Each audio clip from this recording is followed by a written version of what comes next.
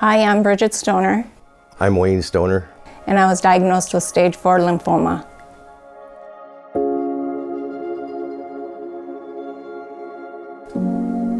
My story starts in September. I hadn't been feeling very well, and my stomach was kind of a little upset.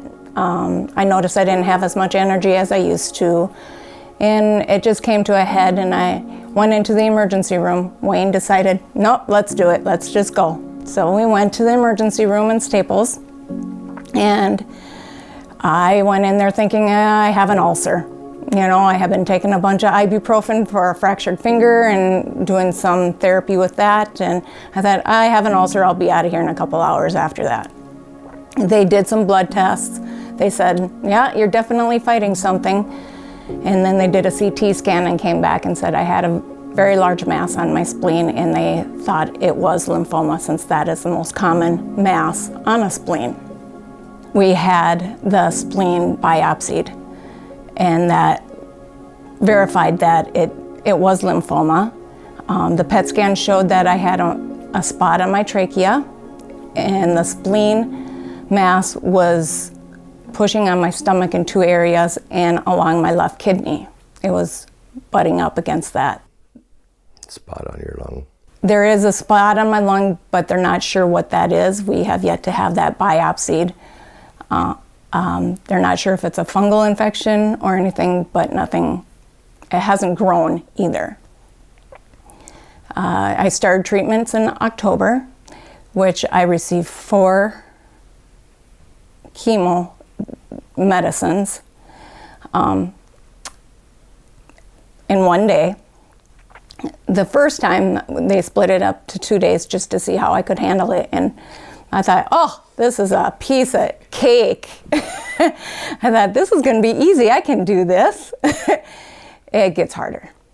And I have treatments every 21 days. After that, I get a shot the next day after my chemo treatments, and this will boost my immunities. After that, I have fluids given to me to keep me hydrated and to help me with the chemo, with flushing it through my system. I am currently through my 5th round of chemo. I had that last Thursday, and my last round will be February 6th, and then they want to do a PET scan to see where we're sitting. And that will determine our next steps, whether I continue to have more chemotherapy or if I need to have a mix of chemo and radiation. If this is all gone, which... It will be all gone. Yes, that's what we say, our positivity, Yep. that it will all be gone. They are talking about taking my spleen out. This is quite the journey.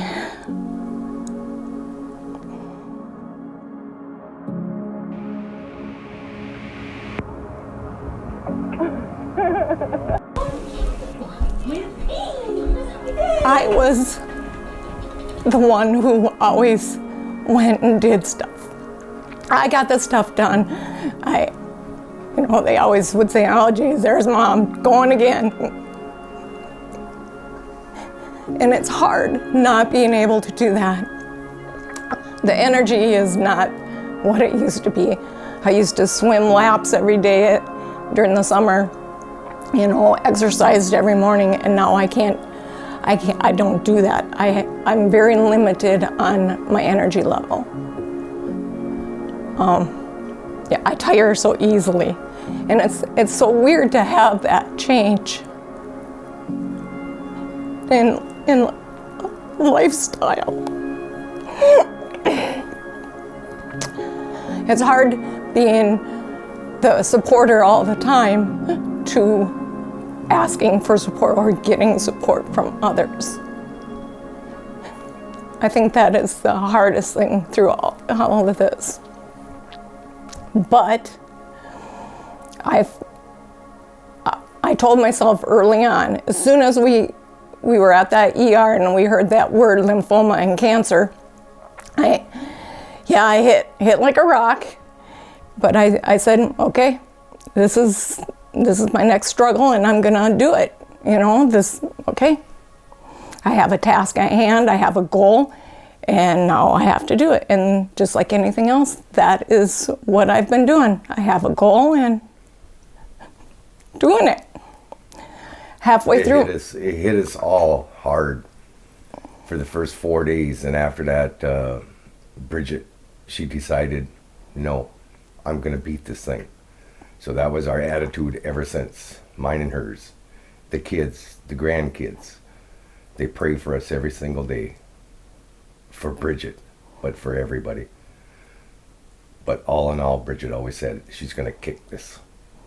And we've been fighting it ever since, and she's doing wonderful. It's hard, but she's doing wonderful. Yep. The good news is halfway through the treatments, after treatment number 3, I did have a PET scan, and it did show that the spot on my trachea is gone.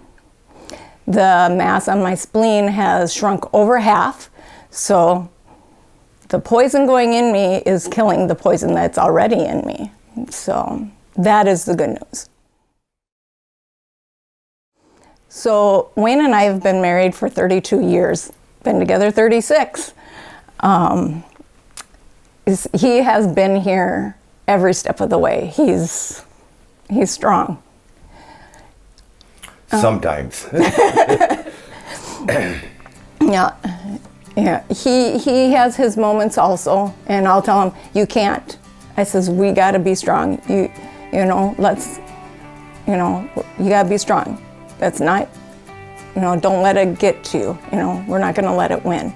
And so we have 3 kids. We have Logan, who is 30. We have Marisa, who is 28, and Alexa, who is 24. And we have a very close family. The kids come and stay and visit, and actually 2 of them just live right next to us. And the other one is just real close also. So we were very close. We do a lot together. We have 3 great wonderful grandkids, who are 7, 4, and 1. And that's kind of the light right there. We just love having the grandkids coming over and stuff. Another part of our family is our dogs. We do have 5 Samoyed dogs that we raise and we do breed.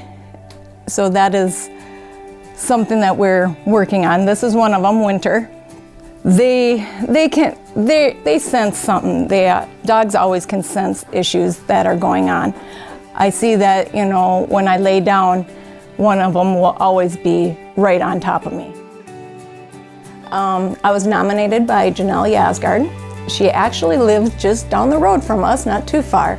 And I think Janelle and I kind of have a similar lifestyle in a sense of, she has a husband who had a stroke and is disabled. Wayne has had his own series of strokes and is considered disabled. We're both going through a cancer journey. Janelle thankfully has conquered her journey. She came to me when she found out that I had it. She came to me, brought me this big kettle of soup, some drinks that she remembered helped her, and said, I would like to nominate you for this. I had never heard about the INDY Warrior program, and I was just amazed.